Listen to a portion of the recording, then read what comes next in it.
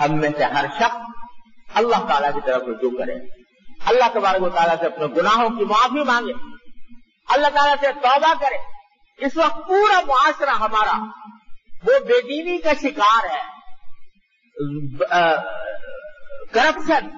حرام خوری، ایک دوسرے کے اوپر ظلم، غیبتیں،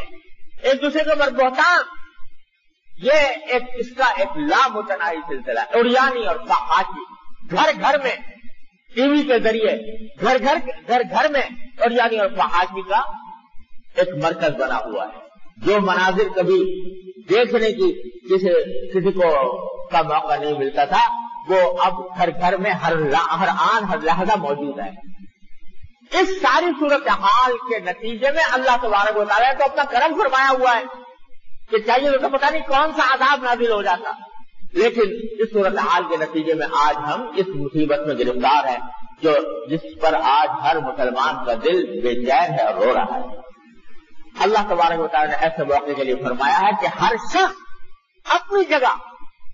اپنی اصلاح کی فکر کرے، اپنے گھر کے ماحول کو درست کرے، اللہ تبارک و تعالیٰ کے احکام کی اطاعت کرے، اللہ تعالیٰ کے سامنے روز گر گرائے اور توبہ استغفار کر کے اللہ تعالیٰ سے اپنے گناہ، اپنی بھی اور اپنے پورے قوم کے گناہوں کی معافی مانگے، حرام خوری کو چھوڑے، اللہ تبارک و تعالیٰ کے احکام کی اطاعت کرے اور اللہ تبارک و تعالیٰ کی طرف رجوع ہو۔ اس کے سوا کوئی اس مشکل کا حل نہیں ہے۔ اور ایک زمانہ تھا کہ جب اس قسم کے حالات پیدا ہوا کرتے تھے تو لوگ اللہ تعالیٰ کی طرف متوجہ ہوتے تھے، گھر گھر آیت کریمہ کا ختم ہو رہا ہے، گھر گھر دعائیں مانگی جا رہی ہیں اور اللہ تبارک و تعالیٰ کی طرف رجوع ہو رہا ہے، لیکن آج وہ ماحول بھی ختم ہو گیا اور اب تبصرے تو ہیں، مجلس میں بیٹھ کر تبصرے ضرور کریں گے، اور لیکن اس کے لیے جتنا وقت تبصرے میں صرف کر رہے ہیں، جتنا وقت گپ شپ میں صرف ہو رہا ہے، وہ اللہ تعالیٰ کی طرف رجوع میں صرف کریں، اللہ تبارک و تعالیٰ کی طرف رجوع کر کے اس سے دعائیں مانگیں، اس سے توبہ استغفار کریں، تو کچھ بعید نہیں ہے کہ اللہ تبارک و تعالیٰ اپنے فضل و کرم سے ہمارے حالات پر رحم فرما کر ہمیں اس مشکل سے نکال دے۔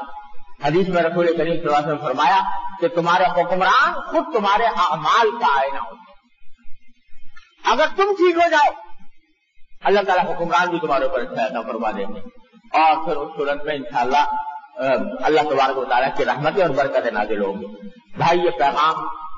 ہر مسلمان کا فرض ہے وہ ایک دوسرے کو پہنچائے۔ یہ توبہ کا وقت ہے، استغفار کا وقت ہے، اللہ تعالیٰ کی طرف رجوع کا وقت ہے۔ اس کا جتنا زیادہ اہتمام ہو سکے ایک دوسرے تک کو پہنچائیں اور اس سے اہتمام کرنے کی کوشش کریں۔ اللہ تبارک و تعالیٰ اپنے فضل و کرم سے ہم سب کو اس کی توفیق عطا فرمائے اور اس مشکل حالات سے اپنے فضل و کرم سے ہمیں نکال دے۔ وآخر دعوانا الحمدللہ رب العالمین۔